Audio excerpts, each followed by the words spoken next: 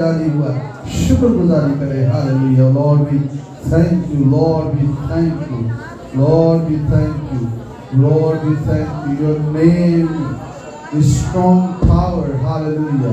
ओ तेरा नाम महकम बुर्ज है, महकम किला है। ओ हम उसमें भाग जाते हैं, हम उसमें छुप जाते हैं। हम तेरा शुक्रिया अदा करते हैं, हम तेरा शुक्रिया अदा करते हैं।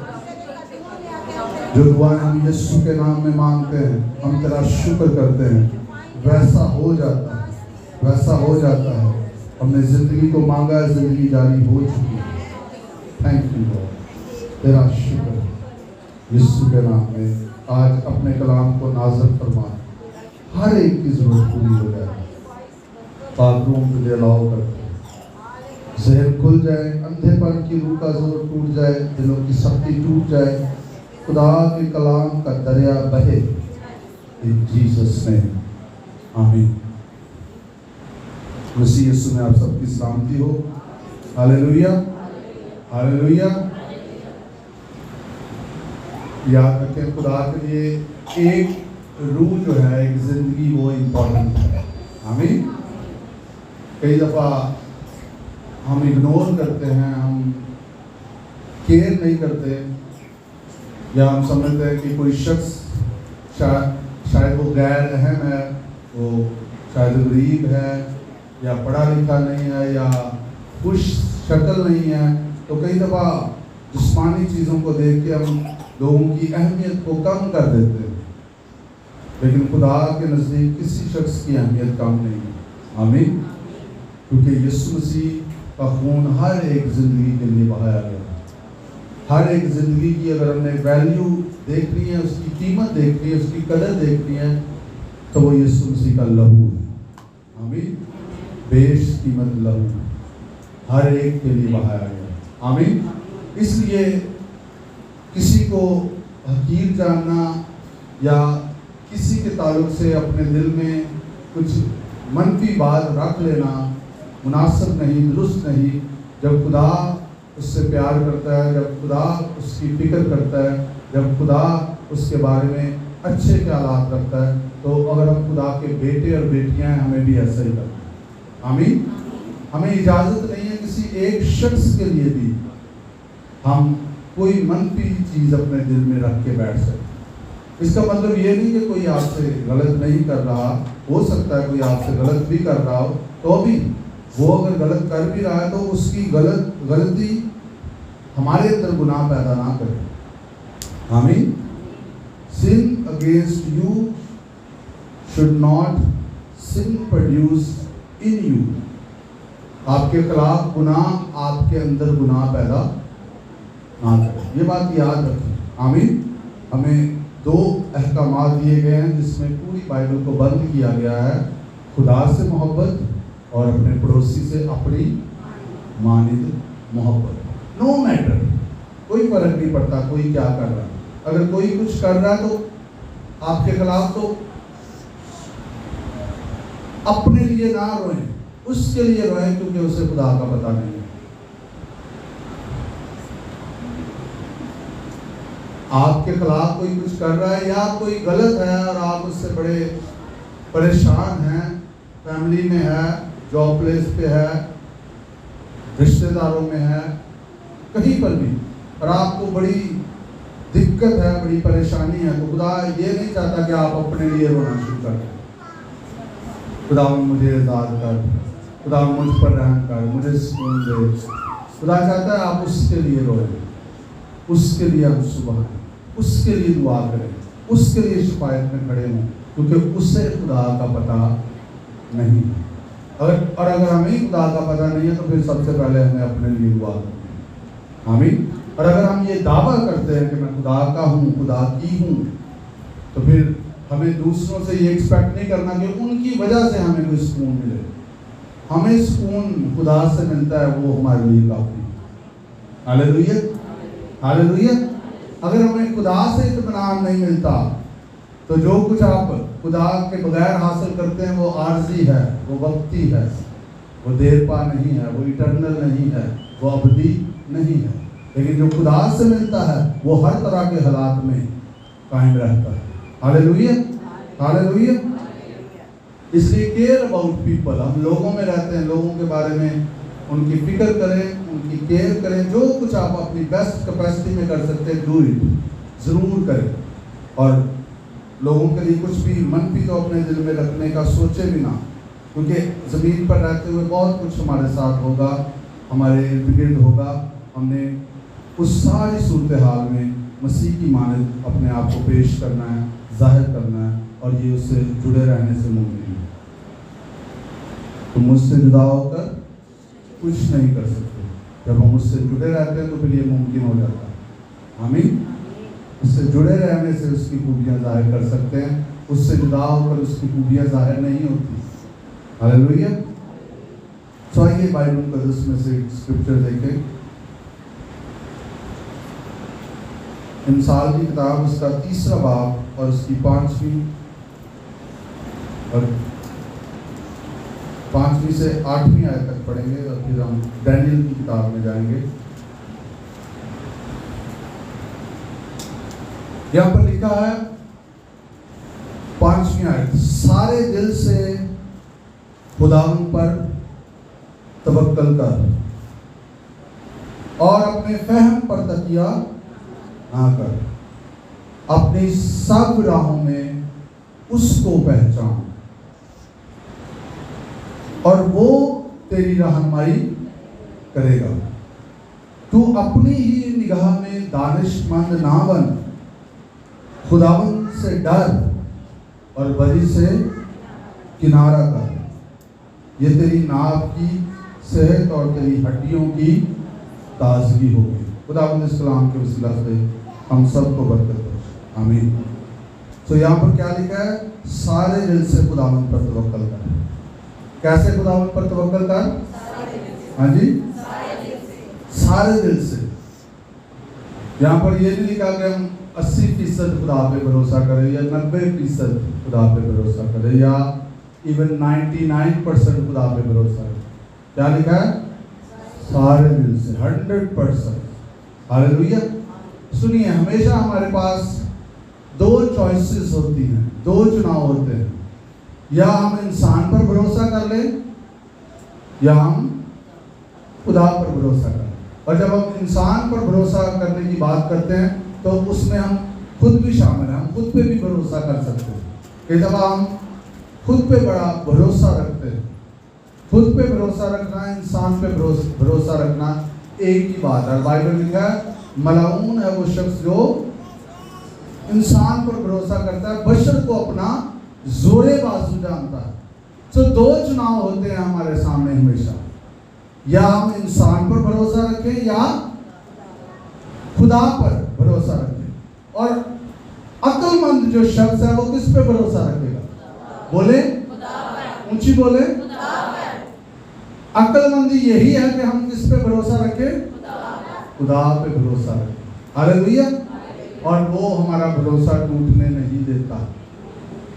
आजमा कर देखो खुदावन कैसा मेहरबान है। हालेलुया। सो इस चीज को हमने सेट करना है। खुदा की शख्सियत है, हमारा बाप है। जब हमने यीशु मसीह को कबूल कर लिया तो फिर हमने उसकी ज़ात पर भरोसा रखना है, हमने उस पर तवक्कल करना है, हमने उसकी तरफ देखना है। चाहे हालात जो मर्जी हमें कह रहे हो, सूरत हाल जो मर्जी हमें कह रही हो, क्योंकि ये हालात, ये सूरत हाल जब इस तरह के हालात हो जाते हैं कि हमें लगता है कि ये मुमकिन नहीं है, तो वही वो वक्त होता है कि हम खुदा पे भरोसा रखें। क्योंकि अगर दुनिया का कोई शख्स हो और उसके हालात बहुत बुरे हों तो वो तो उसी पर नजर करेगा हालात पे। लेकिन अगर खुदा का कोई बंदा हो और उसके हालात बुरे हों या उसके खिलाफ कुछ बुरा हो तो उसे उन हालात पे भरोसा नहीं करना, उसे खुदा पर भरोसा रखना। और आगे लिखा, और अपने फहम पर तकिया। कई दफ़ा हम अपनी ही समझ पर भरोसा रख रहे होते। तकिया रखना भी भरोसा रखना है, ठीक है? तकिया रखना और सराहना रखना नहीं, ठीक है? ये वो वाला तकिया नहीं है। तकिया रखना, ट्रस्ट करना, भरोसा रखना। कई दफ़ा हम अपनी समझ पर भरोसा रख रहे होते। खुदा की समझ, खुदा के ख्यालात, खुदा की ज़ात पर भरोसा नहीं रखते। हम समझते नहीं ऐसे ठीक नहीं है। कई दफ़ा कोई कहीं पर हमें झुकने की जरूरत पड़ती है और हम कहते हैं कि ऐसे तो वो हमें मुझे कमज़ोर समझेगा, वो मुझे बुज़दिल समझेगा, हालांकि खुदा हमें चाह रहा था कि हम झुक जाए। लेकिन हमारी समझ हमें कह रही होती नहीं, दुनिया की बातें हमें कुछ और बता रही होती और हम उसकी वजह से दुनिया की सुन के हम नुकसान उठा लेते। अपने फहम पर तकिया, अपनी समझ की तरफ ना देखें। आपकी समझ क्या कह रही है, खुदा की तरफ देखे वो क्या कह रहा है। अपनी सब राहों में उसको पहचान। कितनी राहों में? कई दफा हम खुदा के पास पूरा पैकेज लेके जाते हैं, खुदा मुझसे ब्लेस कर, पहले नहीं उससे पूछते, पहले पूरा प्लान बना लेते हैं फिर वो लेके खुदा के पास जाते हैं। खुदा मुझसे पता नहीं खुदा की उसमें मर्जी है या नहीं, शामिल है कि नहीं, वो सोचते नहीं है, वो एंड वाली बात होती है। मैं अक्सर हैरान हो जाता हूँ लोगों से, लोग जब रिश्ता देखने जाते हैं तो मैं बातों में पूछता हूँ, मैं कहता हूँ वो कौन से चर्च जाते हैं, वैसे वो पता नहीं, चर्च का नहीं पता केड़े चर्च जाते हैं। मुंडे की जॉब अपनी, उन्होंने घर अपना है, तो उन्हें कबर च भी घर से जॉब लैके जाना। ये लोगों की प्रायोरिटी होती है। कहाँ पे चर्च जा रहे हैं, चाहे पता नहीं किसी शैतानी चर्च में जा रहे हैं। आपको पता है शैतानी चर्च तो नहीं कहना चाहिए, शैतानी ग्रोह भी बन चुके हैं और वो उसको चर्च का नाम देते हैं। वहां पर शैतान की प्रस्तिश करते हैं बाकायदा, और बहुत सारी बिदअत हैं, गलत तालीमात हैं, और लोगों को फर्क नहीं पड़ता इस बात से। कोई गाल नहीं पाई साहब, हो जाएंगे, आप पे ही हो जाएंगे, तुसी नहीं आप ही चेंज होते हो जाएंगे। तो हम खुदा की राहों को पहचानते नहीं हैं, अपनी सब राहों में उसकी रहनुमाई को लेते नहीं हैं, अपने फैसलों में उसको शामिल नहीं करते, उससे रहनुमाई नहीं लेते, और फिर फैसला करके काम खराब करके फिर हम खुदा के पास आते हैं। खुदा हम तेरी मेहरबानी में मदद कर। अफसोस वो करता है, वो छोड़ेगा नहीं। हालेलुया, अभी गाते हैं ना, ये बड़ा पावरफुल सॉन्ग है, ना छोड़ेगा ना छोड़ेगा ना छोड़ेगा, अकेला कभी नहीं छोड़ेगा। हालेलुया। जब माँ बच्चे को कहती रहती है चूल्हे को हाथ ना लगाना, ना हाथ लगाना, लेकिन वो नहीं सुनता, हाथ लगा के अपना हाथ जलवा लेता, तो फिर माँ छोड़ देती है उसको? नहीं, माँ नहीं छोड़ती, पर हाथ तो जलवा लिया ना, नुकसान तो उठा लिया ना। इसी तरह खुदा भी हमें नहीं छोड़ता। अगर हम गलती भी कर ले तो हमें छोड़ नहीं देता, लेकिन हमने नुकसान तो कर लिया। इसलिए जिंदगी के फैसलों में, और खास तौर पर अहम फैसलों में, शादी कहाँ करनी है, कहाँ नहीं करनी, कहाँ जॉब पर जाना है, कहाँ पर नहीं जाना, कौन सा काम करना है नहीं करना, और अगर कभी नकल मकानी करनी पड़े, कहीं हिजरत करनी पड़ जाए, आपको मुल्क छोड़ना पड़े, आप कहें कि मैं इस मुल्क से उस मुल्क में जा रहा, तो फिर तो जरूर ही खुदा से पूछ ले। आपको पता है रूत की जो सास थी नोमी, और उसके शौहर ने काल में फैसला किया कि वो बैतलहम को छोड़ देंगे, और बैतलहम का मतलब है रोटी का घर। खुदा की ये मर्जी नहीं थी, लेकिन उन्होंने छोड़ दिया हालात को देख के। और क्या हुआ, पहले उसके हस्बैंड की डेथ हुई, फिर उसके दोनों बेटों की भी डेथ हो गई, और अंत पर क्या हुआ, वो और उसकी बहुएं बच गई। लेकिन खुदा का फजल, खुदा का हाथ नोमी पर ठहरा रहा, रहम, कि रूत वफादार बन गई। रूत ने हालात को नहीं देखा, नोमी का शौहर भी नहीं है, लेकिन रूत ने हालात को नहीं देखा कि मैं इस गुड़िया के साथ जाके क्या करूंगी, मैं तो अभी जवान हूं, मेरी तो अभी शादी हो सकती है, इसके साथ जाके मैं क्या करूंगी। उसने हालात की परवाह नहीं की, उसने खुदा का चुनाव कर लिया। हालांकि वो मुआफी थी, गैर कौम से थी, उसने खुदा का चुनाव कर लिया और उसने कहा जिधर तू जाएगी मैं उधर ही जाऊं। और फिर फाइनली उसने कहा तेरा खुदा मेरा खुदा। हालेलुया।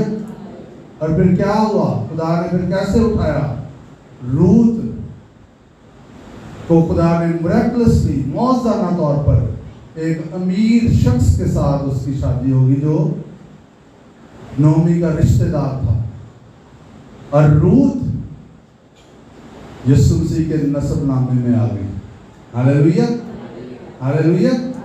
दाऊद की दादी थी रूत, आपको पता, यीशु मसीह के नस्ब नामे में शामिल हो गई क्योंकि उसने खुदा पर भरोसा किया और वो वफादार थे।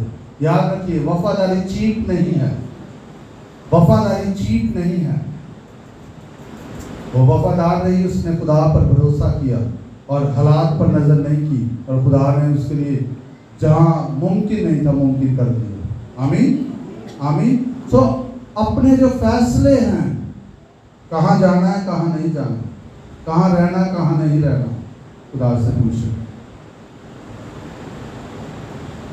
बाद में जो हम इतने दुआ रोजे रखते हैं, जब हम गिर जाते हैं तो पहले नहीं रख सकते। कई लोगों को बड़ी जल्दी होती है कुछ भी करने की, जल्दी जल्दी बस। और वो कहते हैं पंजाबी में कि छेती दे काम स्थान दे, कहते हैं ना। इसमें एक विजडम पाई जाती है। जरूरी नहीं हर जल्दी काम में शैतान शामिल हो, इसमें एक विजडम पाई जाती है कि देखभाल ले हर चीज को, लागत का हिसाब लगा ले। और मैं आपको बताऊं, अगर हम जिंदगी में एक फैसला बड़ा गलत ले लें तो फिर उसके साथ और भी बहुत सारे फैसले गलत हो रहे होते हैं, क्योंकि फैसले ही तो हमारी जिंदगी है। ऐसे है कि नहीं? सो बी केयरफुल अपनी सब राहों में, ये नहीं का कुछ राहों में। अगर यीशु हमारा खुदावंद है तो मालिक की मर्जी पूरी होगी, मेरी नहीं होगी। अपनी सब राहों में उसको पहचान। कितनी राहों में? कितनी राहों में? सब राहों में उसको पहचान। मेक श्योर करें खुदा के हुजूर है, वो बात करेगा आपसे। वो आपको छोटी छोटी चीजें भी इवन बताना चाहता है। बड़ी बातों में तो इन्वॉल्व वो होता ही है और हम कई दफा कर भी लेते हैं, वो तो छोटी बातों में भी इन्वॉल्व होता है। आमीन। क्योंकि वो हमसे रफाकत रखना चाहता है, वो हमसे गुफ्तगू करना चाहता है, वो पसंद करता है हमसे गुफ्तगू करना, वो दिलचस्पी रहता है हमारे साथ बातचीत करने में, वो हमारी जिंदगी में इंटरेस्टेड है, वो हमसे प्यार करता है। ये सिर्फ कहता नहीं है, वो करता है। आमीन, हालेलुया। कोई चीज आपको मायूस ना करने पाएगी। पता नहीं मेरे साथ ये नहीं हो रहा था, आप डिस्करेज होकर बैठते। जब खुदा आपसे प्यार करता है और आपको पता है तो ये काफी है आपके लिए। आमीन। ये चीज आपको मुतमिन रखती है।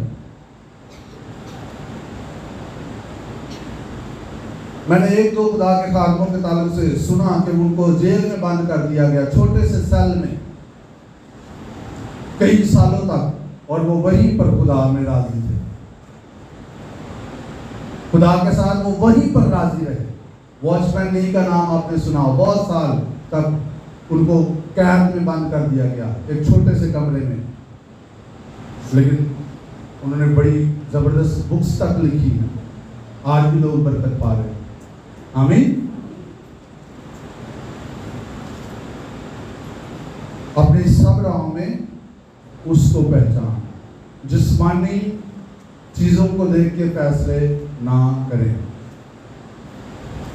जिस्मानी चीजों को देखकर फैसले ना करें। आपके फैसलों की बुनियाद रूहानी चीजें होनी चाहिए। आमीन। जिस्मानी भी आ जाएंगी।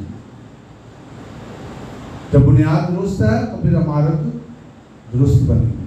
आमीन, आमीन। और आगे क्या लिखा है? और वो तेरी रहनुमाई करेगा। लिखा जब हम उसको पहचानेंगे तो वो रहनुमाई, क्या ये सच है? वो फिर रहनुमाई करेगा, आपको बताएगा, और जो वो रहनुमाई दे फिर उस पर अमल करना। बहुत दफा हम खुदा के पास आते हैं, मेरे पास भी लोग आते हैं रूहानी रहनुमाई हासिल करने के लिए। खुदा के खादमों के पास जाते हैं लोग, वो रहनुमाई उनसे मांगते हैं, लेकिन बहुत दफा लोग जो है ना वो रहनुमाई देके करते अपनी मर्जी।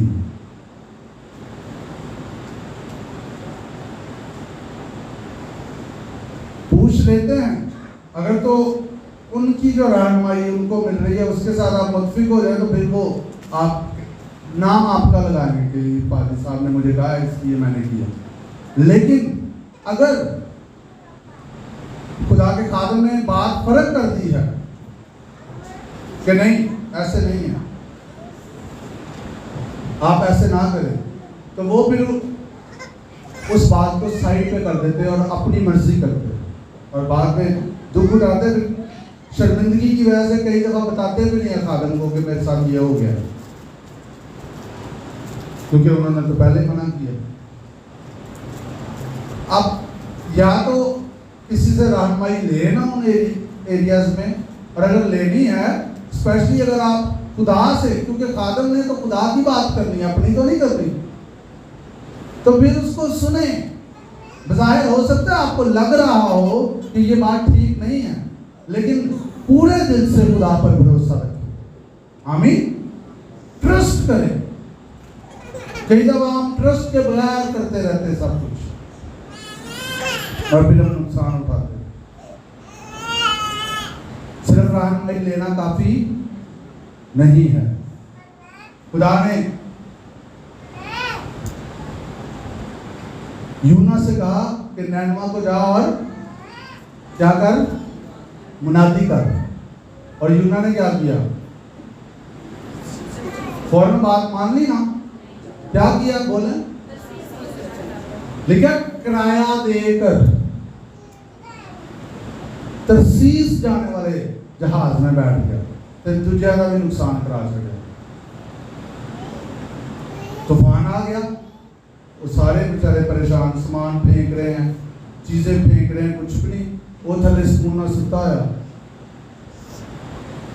ये दफा काम खराब करके लोग एक ही कर देते, आप स्कूल से चले जाते, दूसरे ने वक्त पा देते।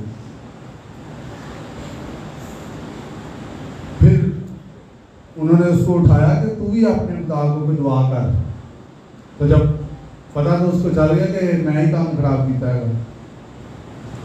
और उन्होंने कहा कि यूना ने कहा मुझे फेंक दो, सब कुछ ठीक हो जाएगा। उन्होंने फिर भी थोड़ा उस पर रहम किया और सामान फेंक दिया उन्होंने, लेकिन फाइनली फिर उन्होंने कुआं के मारे डाल दिया। कितनी देर तक बचेंगे उल्टा काम करते। हाँ, लेकिन खुदा ने एक मछली को हुक्म दिया और उसने उसे अपने अंदर ले लिया। उठे जाके फिर उन्होंने तौबा की मछली के पेट में, जहाँ पर एसी लगे हुए थे, है ना, हीट होती है वहां पे। 3 दिन और 3 रात वहां पर वो रहा, मुश्किल सूरत हाल में चला गया अपनी वजह से, किराया दे के मछली के पेट में गया।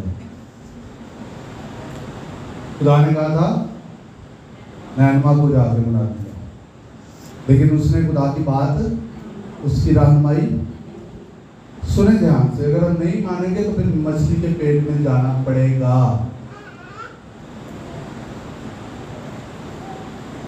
मछली के पेट में जाना आपकी मर्जी। मुशर्रफ को जब सूअर चराने लगा तब होश आई। कब होश आई? जो इधर उधर गो पई ना, फिर ज़हन खुलिया, फिर उसको होश आ गई। कई दफा आम हालात में होश ही नहीं आती, खुद में ही मदहोश रहता है बंदा, उसको समझ नहीं आती। उसको उधर होश आई, यूना को मछली के पेट में जाके होश आई। आपको कहाँ आती है? It's your decision. खुदा की ये मर्जी नहीं है कि आप मछली के पेट में जाएं, आप सूअरों में जाके जो है आपको अकल आए। This is not the will of God. खुदा ने यूना से कहा था नैनवा को जा, वो अपनी मर्जी से तरसीस को चला गया। खुदा ने मुशर्रफ से ये नहीं कहा था कि अपने बाप से हिस्सा मांग ले और अपना माल बचली में उड़ा दे, उसने ये खुद फैसला किया। तो वहां जहां खुदा की मर्जी है वहां पर आराम है, वहां पर आपके दिल में सुकून है। बेशक मुश्किलात आ सकती है वहां पर, लेकिन उन मुश्किलात के बावजूद आपके अंदर तसल्ली, इत्मीनान, खुशी, शादमानी होगी। जैसे इब्तदाई कलीसिया को जब नीरो शहंशाह जब उनको भूखे शेरों के सामने फेंकता, जब उन पे एजाज सानी आती, तो मसीहियों के चेहरों पर मुस्कुराहट होती थी मरते वक्त भी। और वो कहता था ये मुस्कुराहट क्यों है इनके चेहरों पर? वो इस बात से परेशान था कि ये मरने जा रहे हैं और इनके चेहरे मुस्कुरा रहे हैं, इसकी क्या वजह है? ये वो इसकी वजह खुदा के साथ ताल्लुक, खुदा की रफाकत, खुदा की मर्जी में रहना है। ये है इसकी वजह। आपने देखा होगा जब आप दुरुस्त होते हैं, मोहब्बत में चल रहे होते हैं, चाहे आपके साथ कोई जितना भी गलत कर रहा हो, आपको सुकून ही रहता है। वो बेसुकून होता चला जाता है। याद रखें, ये मत सोचे कि कोई गलत कर रहा है तो उसको सुकून आ जाएगा। फाइनली वो बेचैन हो जाएगा। और अगर वो बिलीवर है और उसने कुछ गलत किया है तो खुदा का रूह उसको कायल करने की कोशिश करेगा, उसे बताएगा यू आर रॉन्ग, तू गलत है यहाँ। और अगर वो सुन लेगा या सुन लेगी तो फिर तो बहाल हो जाएगा, नहीं सुनेगा तो फिर वैसे रहेगा। आमीन। सो बात क्या कर रहे हैं? जब रहनुमाई मिले तो ले मछली के पेट में जाने का फैसला ना करें, दूसरों का नुकसान मत करें। जब हम किसी मुकाम पर होते हैं तो फिर हमारे गलत फैसले दूसरों पर भी गलत असर डाल सकते हैं। अगर कोई बच्चा गलती करता है तो उसका शायद उसी को नुकसान हो, लेकिन अगर बाप गलती करेगा तो फिर वो पूरी फैमिली को नुकसान हो सकता है। So if you are in some position, अगर आप किसी मुकाम पर हैं, खुदा ने आपको जिम्मेदारी दी है,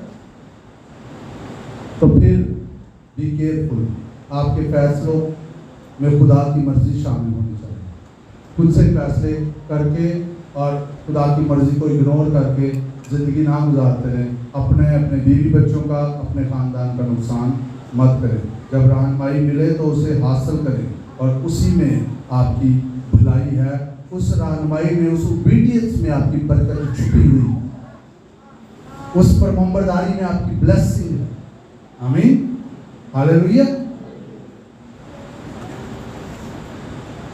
जब पतरस ने यीशु मसीह के पास आकर कहा कि हमें टैक्स अदा करना है, तो यीशु ने कहा जा बंसी डाल और तुझे एक मछली मिलेगी पहली, उसको पकड़ना और उसके मुंह से तुझे एक सिक्का मिलेगा, अपना भी अदा कर देना और मेरा भी। तो खुदा ने रहनुमाई दी, उसने जाके जाल मछली पकड़ी और उसे सिक्का मिल गया। आमीन। याद रखें, सिक्का मछली के मुंह में है, वो आपको पकड़ना होगा। मेरी बात समझ? खुदा जो आपको रहनुमाई दे रहा है, आपको सिंपली करना है। कैसे? बज़ाहिर जो है ना, वो बहुत सारे सवालात खड़े हो सकते हैं कि पता नहीं वो मछली आती भी है मेरे हाथ पे, नहीं आती। इट्स ट्रस्टिंग गॉड, ये खुदा पर भरोसा रखना है। आमीन, हालेलुया। एलिया ने कहा उस लड़के को जाके देख के आके बादल है। वो गया, उसने कहा कोई नहीं है। उसने कहा 7 बार जा। जब 7वीं दफा गया तो उसने हल्का सा हाथ जितना बादल देखा। उसने कहा जा कि अब को कह दे कि अपना रथ तैयार कर, क्योंकि बारिश आने वाली। एक हाथ जितना बादल जब उसको नजर आया, उसने कहा काम हो गया। आमीन, हालेलुया।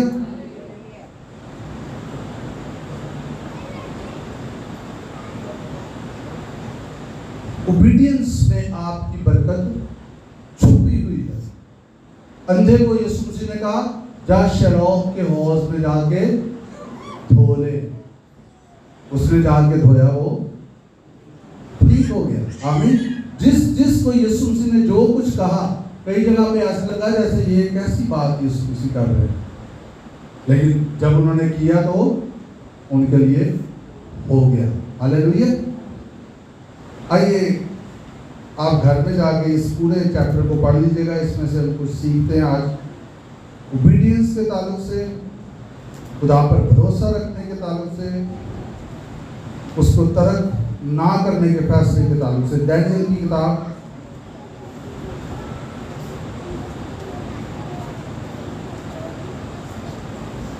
उसका 6वां बाब, ये पूरा आप घर में पढ़ लीजिएगा।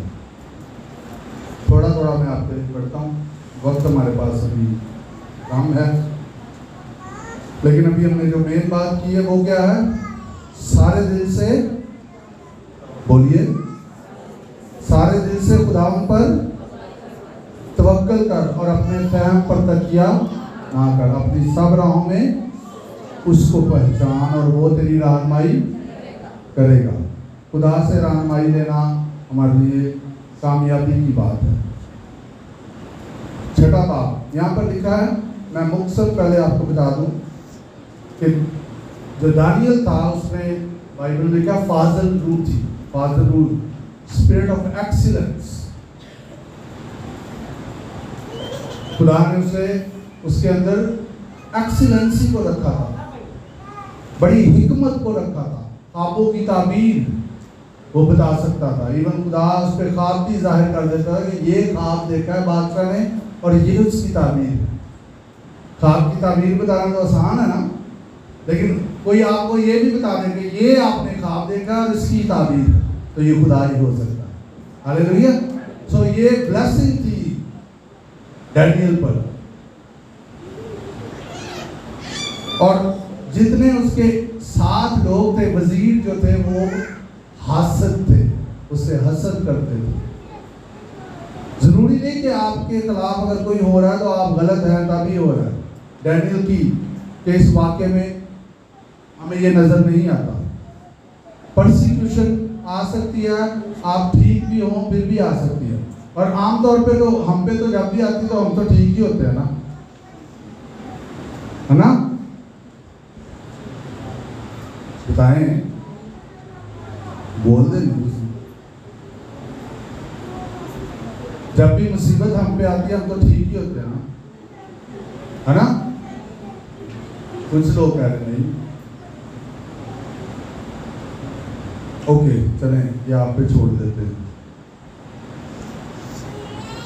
छठा बाब पहली है, ठीक है। दारा को पसंद आया कि ममलिकत पर 120 नाज़म मुकर्रर करे जो तमाम ममलिकत पर हुकूमत करे, और उन पर 3 वजीर हों जिनमें से एक दानियल था, ताकि नाज़म उनको हिसाब दे और बादशाह खसारत ना उठाए, यानी उसे नुकसान ना हो। और चूंकि दानियल में फाजल रूह थी, चूंकि दानियल में फाजल रूह थी, स्पिरिट ऑफ एक्सीलेंस, इसलिए वो उन वजीरों और नाज़मों पर सबकत ले गया, और बादशाह ने चाहा कि उसे तमाम मुल्क पर मुख्तार ठहराए। उसमें स्पिरिट ऑफ एक्सीलेंसी थी, और ये उसका कमाल नहीं था, ये खुदा की बरकत थी उस पर। आमीन। अगर आप बेस्ट हैं किसी चीज पे तो जलाल खुदा को दे। हालेलुया। अगर आप कुछ भी बेस्ट कर रहे हैं, आपके अंदर कोई टैलेंट्स है, तो ये ना कहें कि आप बहुत कुछ है, ये खुदा ने आपको दिया, जलाल उसका। हालेलुया। सो ये रीजन थी कि उसमें खुदा की एक्सीलेंट स्पिरिट थी, और उस स्पिरिट की वजह से वो सब पर सबकत ले जाता, वो सबसे अनोखी और हिकमत की बात करता। जब भी बादशाह कोई मशवरा लेता या बात करता तो वो सबसे अच्छी बात करता। और लिखा है, तब उन वजीरों और नाज़मों ने चाहा कि मुल्क दाई में दानियल पर कसूर साबित करे। अब उन्होंने, जाहिर है वो परेशान हो गए कि ये जो है वो हमसे आगे निकलता जा रहा है, हसद, कंपटीशन। तो उन्होंने कहा कोई ना कोई लबो गलती, इस पे कोई ना कोई कसूर साबित करते। और आपको बताऊं ये काम किसका है? शैतान का। Fault finding.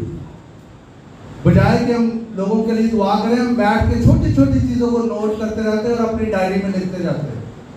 होने ने आया किया थे, होने ने आया किया, होने ने आया किया थे, होने ने आया किया।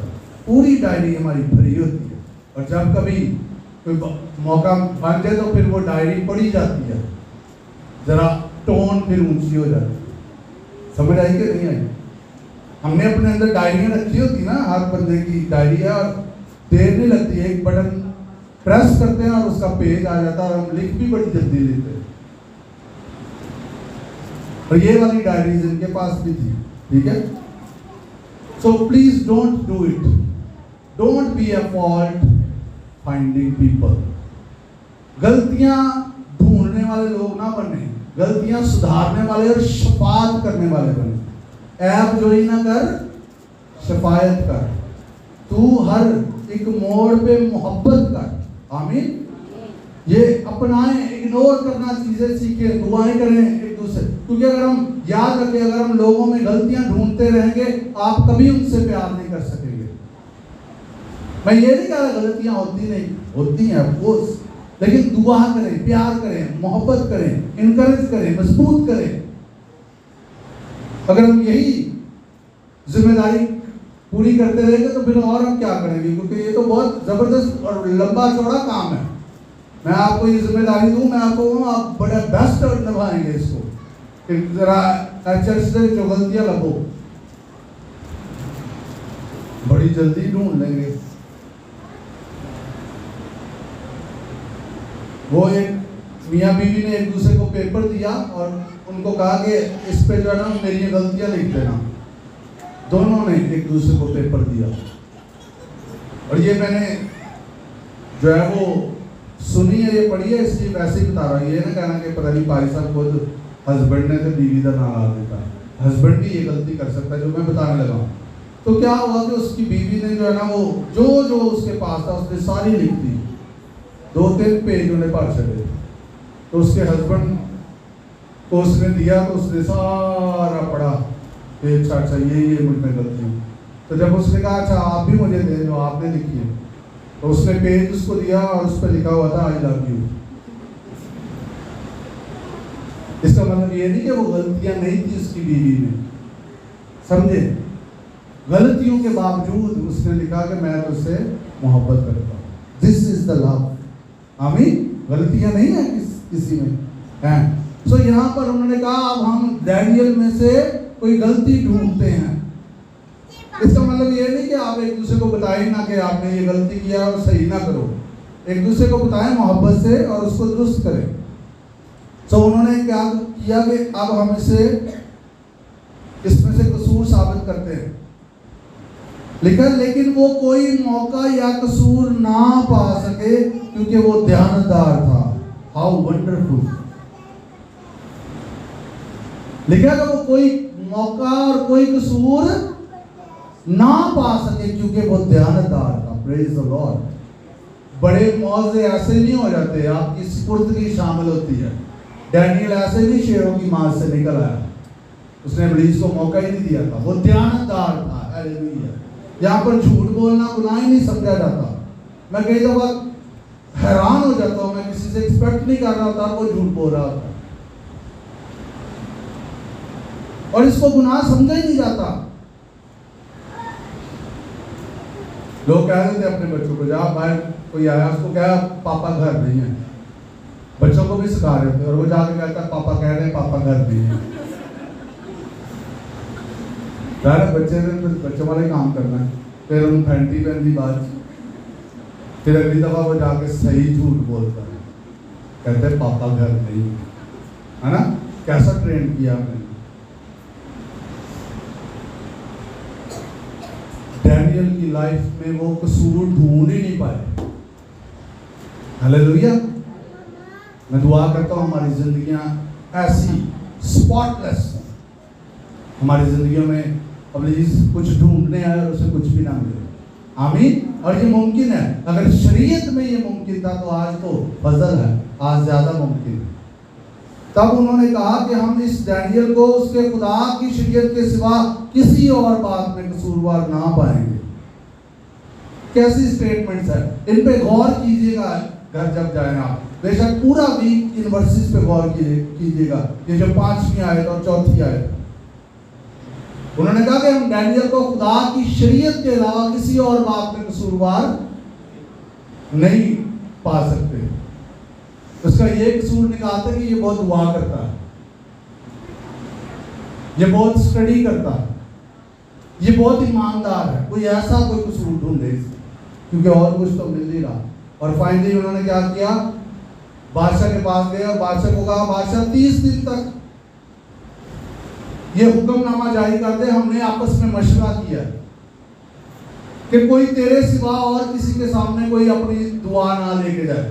बादशाह को समझ नहीं है, कई दफा जब पोजीशन पे होते हैं तो हम अपने आप में रहते हैं, बादशाह को समझ नहीं आ रही कि ये मशवरा कैसा करके लेके आ रहे हैं।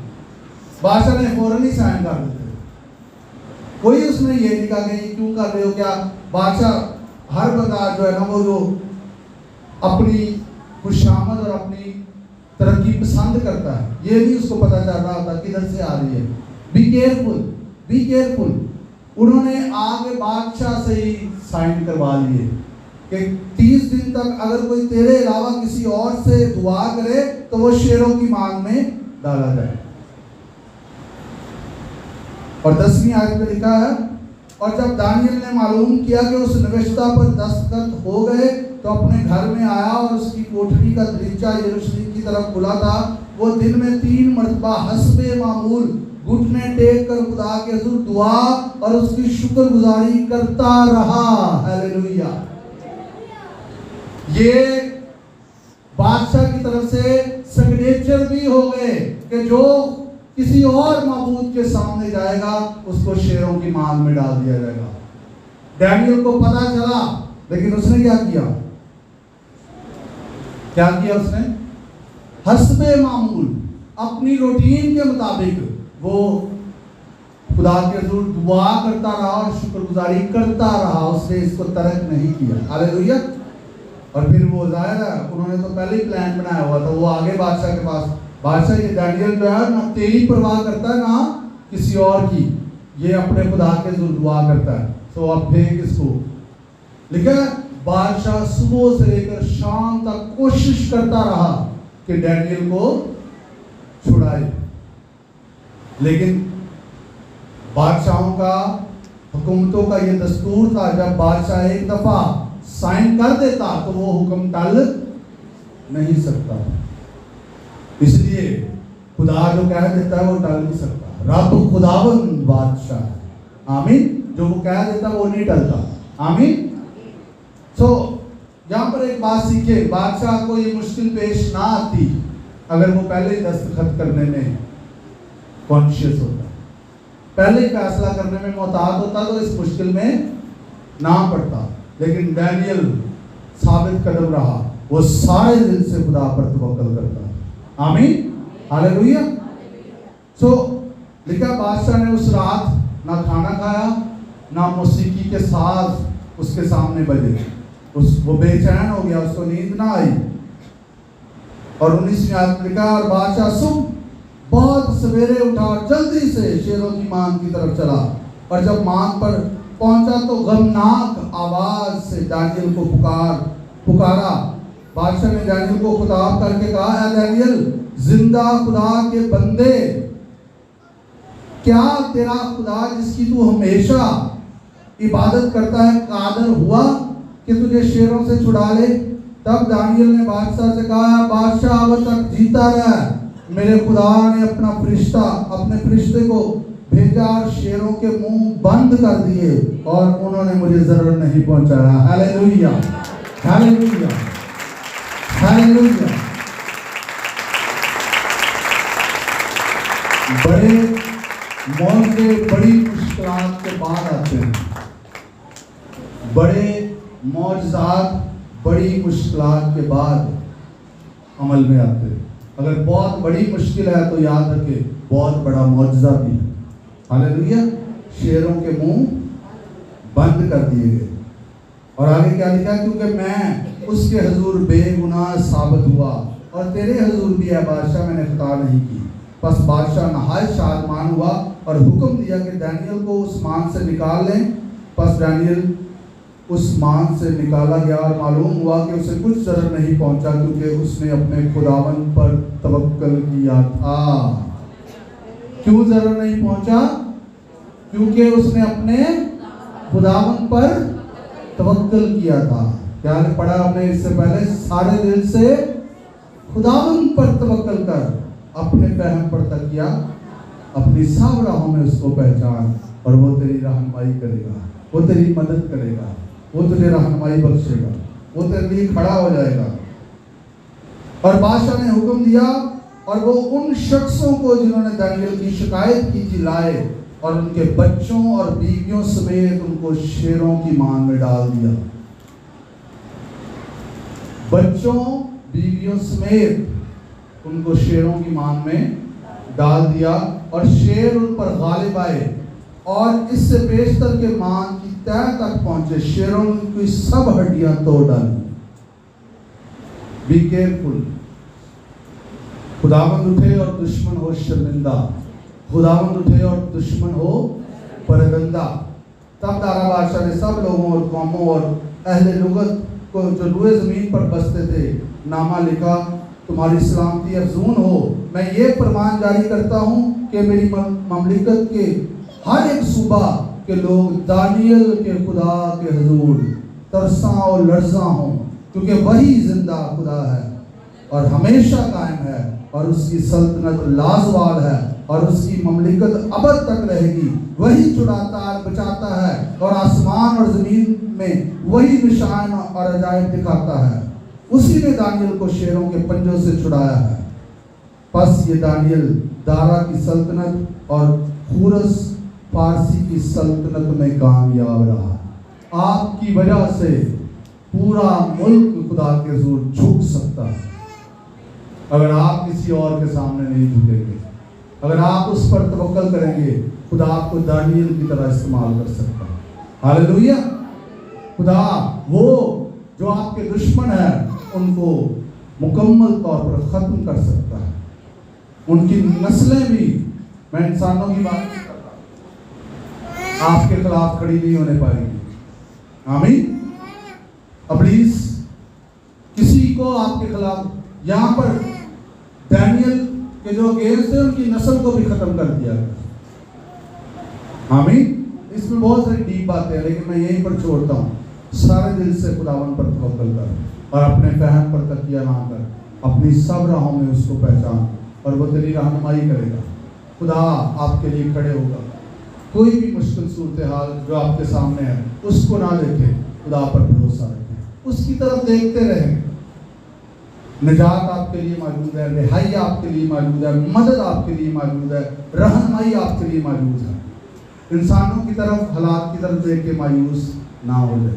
खुदा ना सिर्फ आपको छुड़ाना चाहता बल्कि वो आपको सरफराज भी करना चाहता है और आपके वसीला से वो अपने नाम को जलाल देना चाहता है। खुदा इस कलाम के वसीला से आप सबको बरकत दे। आइए अपनी आंखों को बंद करें, अपने सरों को खुदा उनके हुजूर झुकाएं, खुदा की शुक्रगुजारी करें इस कलाम के लिए।